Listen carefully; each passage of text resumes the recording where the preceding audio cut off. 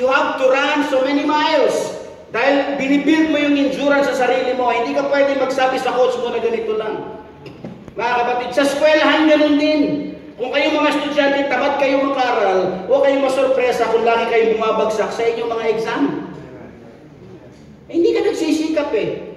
So your exam, the result of your exam, ay pruweba kung anong uring estudyante ka.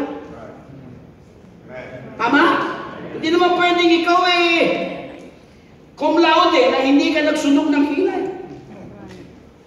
Walang ganun sa buhay, mga bata. Kung ang inuuna mo, girlfriend, ang inuuna mo, pagpapapogi, ang inuuna mo, puro cellphone, di ka nag-aaral ng leksyon mo, ano mararating mo sa buhay? Wala. Wala ka mararating kung hindi ka magsisikap, mga kapatid. Amen po. Sa larangan ng buhay, ganun.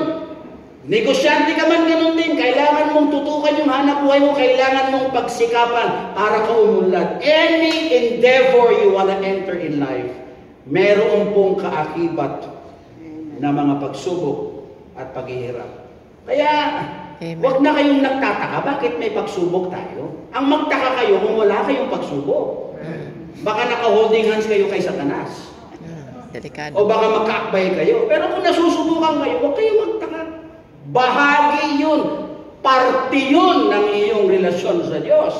Mga kapatid, meron ganitong sinabi si Seneca, one of the great philosophers ng Rome. Ang sabi niya, a gem cannot be polished without friction, nor a man perfected without trials.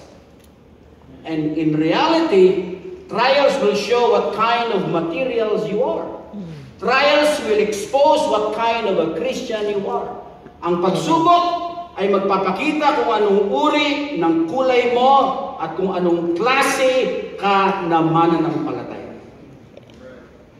Mga kapatid, kahit sa mag-asawa lang di ba? Iiwanan mo ba yung asawa mo dahil sa pagsubok lang? Ganun ba kababaw ang inyong pagmamahalan? Ha? Hindi ganon. Ang pagsasama ng mag-asawa, dadaan yan sa maraming bagyo ng buhay. At habang binabagyo ang buhay, lumalalim ang inyong pag-ibig at pagmamalasakit sa bawat isa.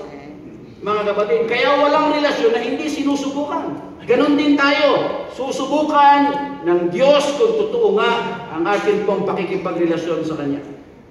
Amen. You cannot pray away every uncomfortable situation. Ganon tayo Diba? Ang pinagpipray natin, ayaw natin ng discomfort, mawala yung discomfort. Hindi pwede. Kung ang Diyos ang nagbigay niyan, hindi niya pakikinggan ang panalangin mo.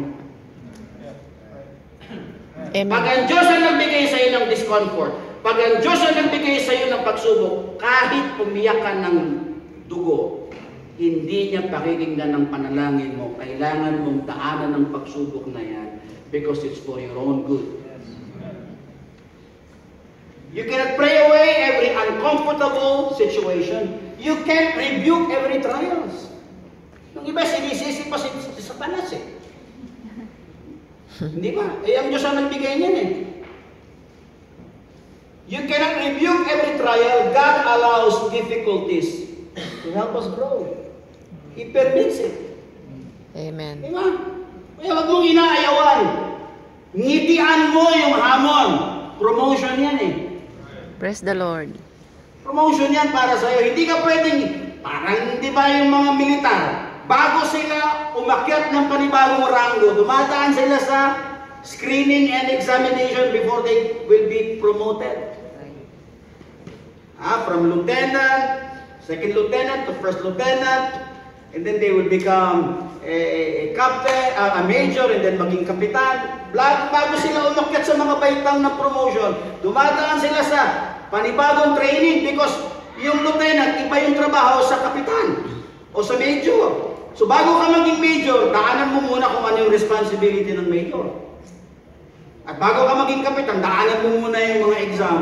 You will be given information before they will promote you to function in that particular rank. Para hindi ka mag-AEOO kung ano man yung gagawin mo once you are installed and promoted in that particular position. Are you with me? Amen po. So ganun din tayo. Di ba napakapangit naman ang tanda mo na yung pinapasan mo problema, 5 kilos lang. Pag matanda ka na, kaya mo nang pumasan kahit 25 kilos. Diba? As you grow, the weight of your trials that carry, dumadagdag yan, mga kapatid. And it builds spiritual muscle. Amen. Kaya huwag mong i-rebuke yung mga pagsubok. Face it head on. Face it head on. Huwag mong takasan. Harapin mo siya na merong pananampalataya sa Panginoong Diyos. So trials is one way to help us grow. All of the Bible characters in the scripture went through severe trials and testing. Let's talk about Noah, Abraham, all of the men and women in the Bible. Lahat sila dumaan sa apoy ng pagsubok, mga kapatid. None of them was exempted. And then here you are, ayaw mo? Hindi naman pwede yun.